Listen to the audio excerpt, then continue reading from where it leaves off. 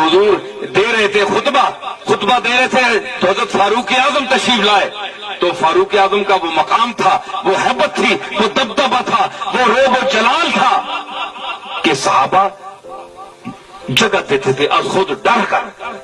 کہ یہ سخت آدمی ہے، کہیں کسی کو خفا ہی نہ ہو، مارے ہی نہیں۔ تو حضور ممبر پر تشریف فرماتے، جمعہ کا دن تھا، فاروق اعظم کو دیر لگ گئی،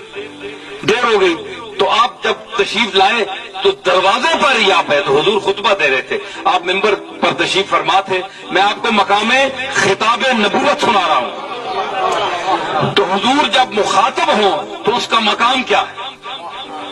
تو آپ خطاب کر رہے تھے تو آپ نے دیکھا کہ فاروق کی ہیبت بڑی ہے، اب یہ یہاں تک پہنچے گا تو میرا جو پیغام ہے وہ خراب ہو جائے گا، اس میں سماعت میں لوگ ادھر لگ جائیں گے تو میرا پیغام منتشر ہو جائے گا،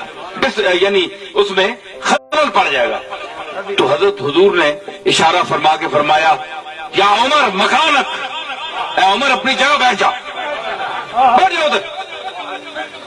حضرت عمر دبک کر وہاں جوتوں میں بیٹھ گئے۔ حضرت میں آپ کے خطاب کا یہ مقام کہ جب آپ بول رہے ہو تو فرمایا بیٹھ جا، جوتوں میں بیٹھ گیا۔ ایک یہ مقام ہے، دیکھیں اب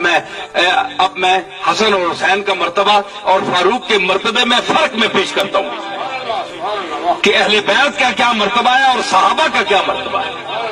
کہ وہ جو جوتے میں بیٹھ گیا، حضور نے فرمایا بیٹھ سے جوتے میں، فاروق اعظم جیسا جلیل القدر بیٹھ گیا جوتے میں، اور یہ حسن حسین 4-5 سال کے بچے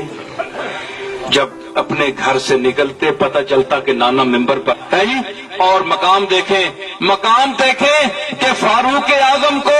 اس اپنے خطبے میں خلل نہ ڈالنے کی وجہ سے جوتوں میں بٹھا دیا، بیٹھ جاؤ ادھر، کہ محمد کا کلام کا سلسلہ منقطع نہ ہو جائے۔ تمہیں پتہ نہیں ہے کہ عام خطیب نہیں بولا، یہ ممبر خطیب کائنات بول رہا ہے۔ میرے لمحات اتنے فالتو نہیں ہیں، میں آخری نبی ہوں، محمد ہوں، تاجدار اولین والآخرین ہوں، اس لیے خاموش نہ کوئی اولو العزم صحابہ میں سے کوئی آ سکتا ہے، صدیق اکبر ہو، فاروق اعظم ہو، وقت پر آؤ، اگر نہیں تو وہاں جوتوں میں بیٹھ جاؤ۔ لیکن یہ بچے عجیب ہیں، وہی نانا ہے، وہی خطیب ہے، وہی مرتبہ ہے، وہی مقام ہے، وہی نبوت ہے، وہی شان بلاغت ہے، وہی خطابت ہے، مگر یہ بچے دوڑ کر آتے ہیں تو یہ خطبہ چھوڑ دیا جاتا ہے، ممبر سے اتر کر نیچے بھاگا جاتا ہے، ان کو اٹھایا جاتا ہے، پھر آغوش میں بٹھا کر ان کو چوما جاتا ہے۔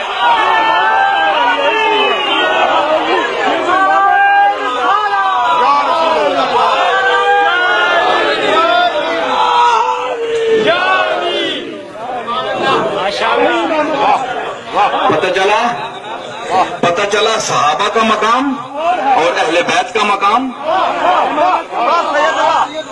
اہل بیت کو اپنی آغوش میں بٹھا کر چوما،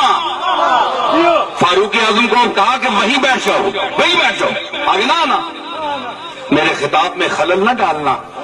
یہ بچوں کو کیوں نہیں کہا؟ صحابی بیٹھے تھے، کئی کہتے بھائی بچوں کو پکڑ لو اور اس کو پیچھے کر لو، جب میں گفتگو ختم کروں تو پھر ان کو آگے لانا۔